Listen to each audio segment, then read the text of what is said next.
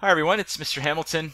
Today's lesson is on applications of exponential functions. And so the goal for today is going to be to set up models and solve problems involving exponential functions, including biological growth, appreciation, depreciation, etc. And I'm going to end today with looking at an example and a graph put out by the city of Ottawa that looks at the forecast of COVID-19 numbers. So we'll look at what that also looks like. The general form of an application of exponential functions is this. F of x is equal to a times some base to the power of x, where a is the initial value, so what are you starting with? B is the exponential growth or decay factor. So it's important to define this properly and understand how to calculate this. B is greater than 1 if something is growing. So in other words, if you have a graph, and on that graph you have something that's going up like that, then the B value is going to be greater than 1. It's 1 plus the growth rate as a decimal. And let me be very clear here. If the growth rate is 40%, this is where some people make mistakes. They might say that that means that the B value is 41. It does not mean that. As a decimal, this is 0.40. So that means the B value in this case would be 1.40, or just 1.4. The other case is where we have exponential decay. And exponential decay happens where you have a graph that looks something like that, where something's dying off over time or something like that.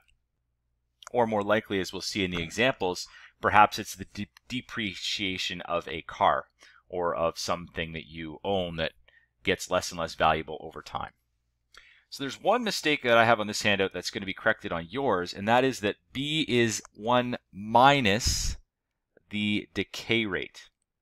It's 1 plus the growth rate if it's growing, but if it's decaying, it's 1 minus the decay rate as a decimal. Again, let's assume we have a rate of decay of 40%. As a decimal, that would be 0.40, and that would mean that our B value would be 0.60, 1 minus 0.40. So that's how you calculate the exponential, the B value and the growth and the decay rate. The next thing we want to look at is what f of x is. That's the final amount. And x is simply the number of growth or decay periods.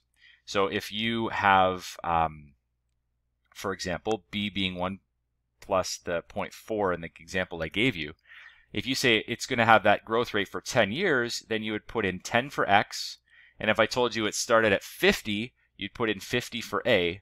So 50 times 1.4 to the power of 10 in that particular case. Let's look at some other examples of how this works. First, a couple of quick notes. The units of rate of change need to match the units of x. So the units of the rate of change match the units of x. You may need to convert the units so that you have all the same units across the board for the calculation. This has always been the case. We need the same units in every value that we're subbing in. The next thing I want to point out is that sometimes the growth or decay factor B is given explicitly rather than in terms of a rate. So earlier I said it was maybe 40%, and then you had to determine that 1 plus or 1 minus it. But I could say that bacteria doubles. Well, that means that the B value is 2, or that it's a growth rate of 100%. If it triples, it means the B value would be 3, or a growth rate of 200%, because 1 plus 2 would give you 3. So here's our first example, actual written out example that we'll look at. A species of bacteria has a population of 2,000 at 9 a.m. It doubles every hour. There's the double value that we noted up here, right? That means that the B value is equal to 2. Its population P at any hour t is given by this equation. So in this case, you're actually given the equation. Though we could put that together, right? Because we could recognize, well, as we head up above, f of x is equal to a times b to the power of x. Well, in this case, we're saying it's time, so we're replacing x with time. So we get t, and we're doing a population. So we're just, instead of f, we're using p for population. And then because it starts at 2,000, that's the a value, so we're subbing in a is 2,000. It's doubling every hour. That means the b value is 2, and then it's the power of t, because we want to find out how many hours, the population based on how many hours has gone by. So we could have constructed this equation ourselves as well, but in this particular case, it's given to us. Now, some of you might note here, you're saying, well, why is t inside the brackets? Shouldn't it be outside the brackets? If it was a -2, it would absolutely matter, but in this case, it doesn't, because the t value, or the b value is positive, so it doesn't matter if it's inside or outside the brackets. So what's the population in thousands at 5 p.m.? So notice that it's telling us the population directly is 2,000, and then the final answer we're going to list in thousands. So there's a bit of conversion that we're going to have to do at the very end here. But let's first figure out what the population is. We just go ahead and we say, well, at 5 p.m., we're starting at 9 a.m. and we're ending at 5 p.m. So 9 a.m. to 5 p.m., that's a typical work day. We know that's 8 hours. So what that means is that T is going to be 8. And then we can just go ahead and sub this in. P of 8 is equal to 2,000 times 2 to the power of 8, which equals 2,000 times 256, and we get 512,000 bacteria. So we conclude, therefore, the number of bacteria, because we're asked for an answer in thousands, so we'd say the population of bacteria, or the number of bacteria, at 5 p.m. would be, and it's asking for it in thousands, so we're going to say 512, and then we're going to write 1,000 after that. So there you go, that's all there is to it. So it'd be good of you now to flip over in your textbook to page 262. I want to point out an example that's very similar to this with one minor difference. That minor difference tends to be quite significant though. Number 6 says the following. I'll read it out to you here. It says a species of bacteria has a population of 500 at noon. So instead of starting with 2,000, we're starting with 500. It doubles every 10 hours, and that is the big difference. Here we had it doubling every hour in this particular question we just did. But on number 6 on page 262, it says it doubles every 10 hours. And so the difference between this formula and that one on page 262 is that the population of time is going to be starting at 500, and it doubles every 10 hours. So we have to divide the time by the amount of time it takes to double. And so that is 10. We're dividing by 10. And that, anytime you see that, if it's doubling every 10 hours or tripling every 15 hours, you need to divide that exponent by that number. So the question it asks you in number 6 is, why is that exponent t over 10? Because it's not doubling every 10 hours. So in other words, another way to look at this, if I put 10 in for t, 10 divided by 10 would give you 1. So that would give you 2 to the power of 1, which would be 2. So in other words, it's doubling after 10 hours. If I put 20 in there, it would be 2 to the power of 2. So it would be quadrupling, doubling a second time after 20 hours. And so that's the reason that we need to actually occasionally have t divided by something. If it's not doubling or tripling or whatever it is every hour. Let's look at another example on the next page. So here's a second example that says this. A car depreciates in value at a rate of 12% per year. So it's going down in value 12% per year. This is an example of exponential decay. Exponential decay. And so exponential decay is going to be a curve that goes down over time. As we would expect with a car, it's going to lose its value over time. If the car costs $15,000 up front, how long will it take to have a value of $5,000? So let's go ahead and write everything that we know and then see how we can go about solving this. We know that the B value is going to be 1 minus the decay rate. And that's because it's going down in value. It's depreciating down in value. So 1 minus the decay rate is 0.12. So we go 1 minus 0.12 and we get 0.88. So what that also means is that after every year, it's going to be 88% of the value that it had the previous year. That's another way to look at that. So B is 0.88. We also know that the value it starts at, the A value, is 15,000. And we know that it's going to depreciate to a value of $5,000. So that's the f of x, because that's the future value, if you will, in these questions.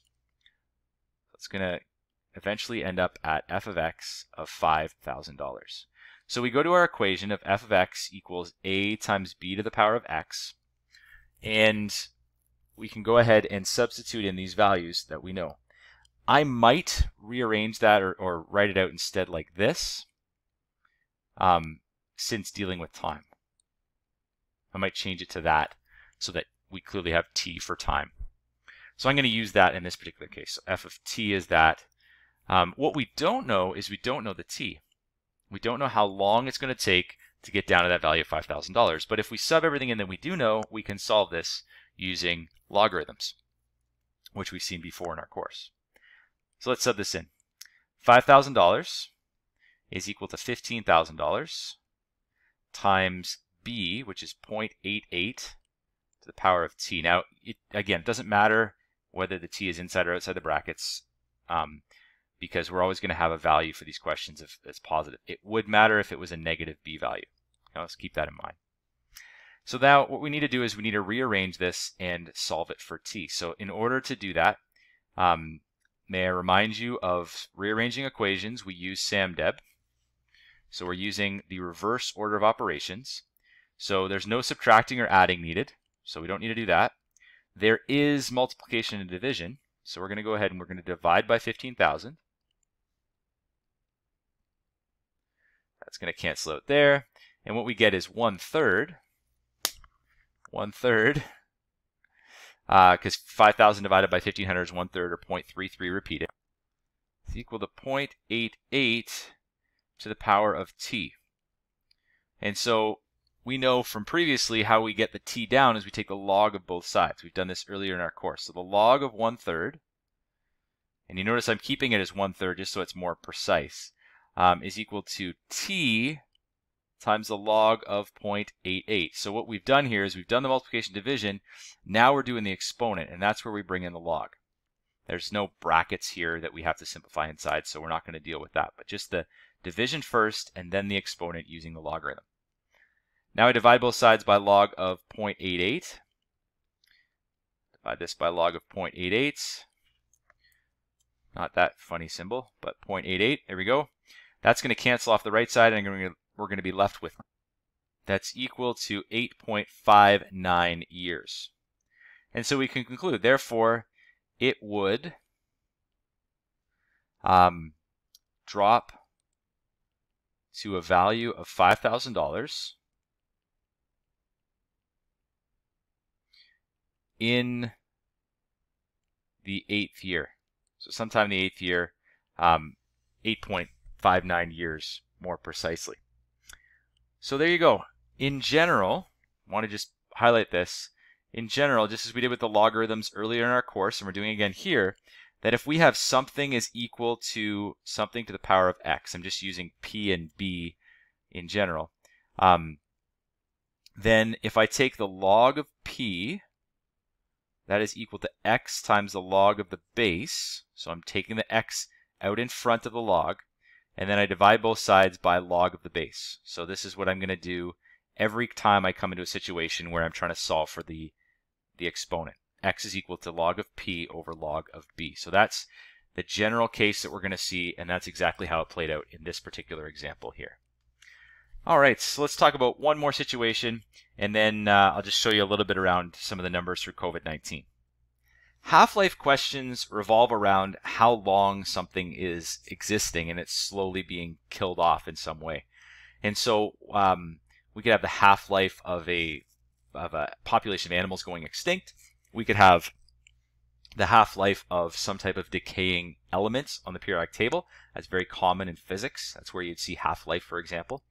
But the idea is the formula is something very similar to what we've seen before, and that is that the population over some time is equal to A, the starting value, times a half. The base is a half because it's half-life. So how long is it going to take for it half of what it was there to come back? To the power of t over h. Now the reason it's over h is because if this half-life isn't happening every year, h represents the half-life time. So if it's happening every 5 years, just like we talked about in that first example at the end of it, we would put in 5 t divided by 5, so that if 5 years passed, 5 divided by 5 would give you half of the original population. I also want to note that occasionally you'll see n naught. All right, how we write that out is n, capital N. we'd say n naught. And all that means is it means the starting value or initial population. You'll see that in question 1 in the homework. So all these are the same. You can actually see an example of how this half-life works out in example 2 if you read page 256. All right, let's look at COVID-19 and some of the numbers around that very briefly. So there's a website called 613covid.ca that is modeling all the future projections of COVID-19 in Ottawa. And at the time of making this video, it's January of 2021. And so we have the data up to here, and you can see that our cases have been rising, which is part of the reason for the concern that people have had recently, and it's part of the reason that we are at home and not at school while I'm filming this video. What they've done is they've said there are 3 situations they've looked at here, and then they've kind of given it a 95% accuracy area. They're looking at the current transmission. If we continued at the current rate at which we're going up with the number of COVID cases, it would continue along this line right here. Now, it doesn't tell you what that curve is, but we could represent that with an exponential function. Likewise, if the transmission decreased by 10%, that represents this line down here. They're saying, well, obviously that's an exponential curve, so hopefully the transmission does decrease by 10% or even more, and then our numbers go down drastically and don't continue to grow. And if they go up by 10%, now they're going to go steeper and steeper and steeper and get very crazy. But the reality that we need to keep in mind is that this can be used as a scare tactic for us, and we can get very fearful when we look at curves like this. The reality of it is for COVID-19, for things like population growth of animals or of humans, is they reach a carrying capacity eventually. What eventually has to happen is what we see here modeled by this orange curve. Eventually it has to level out and become normal, or hopefully in the case of COVID-19 it will actually go down. But we need to recognize that every single population has a carrying capacity, and it's not going to continue to go up and up forever without reaching that carrying capacity.